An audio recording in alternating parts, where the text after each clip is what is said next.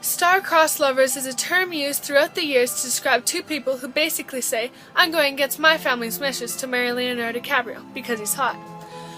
But, unlike the play version, the movie made in 1996 is way better. But why? Well, the characters are way better portrayed and way sassier.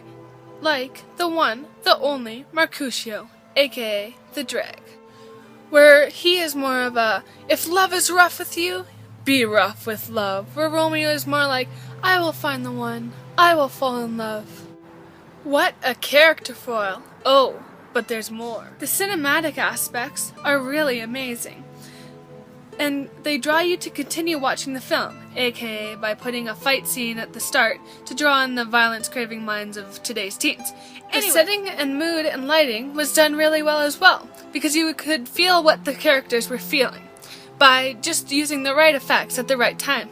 Well, maybe not all the time you couldn't feel, but most of the time. But one does need more reasons to choose Universalists, like the balcony scene, where the director added his own twist to make it more modern. But even the plot details were different, because the script was still in Old English, but the acting was still very modern. The costume was also a sight to see, and made everything funny.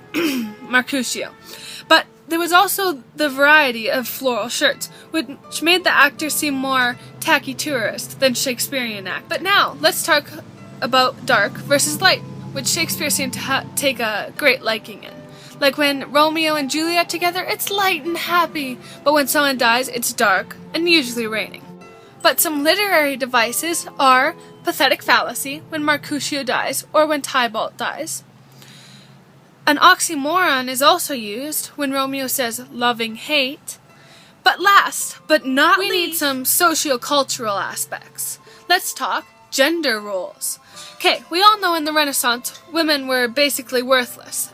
But what, is that the case in the Romeo and Juliet movie? Yes, in some aspects it is, but they're still old Renaissance, but with a modern twist. Now, religion was also very big, because if you didn't believe in God, you'd pretty much be killed.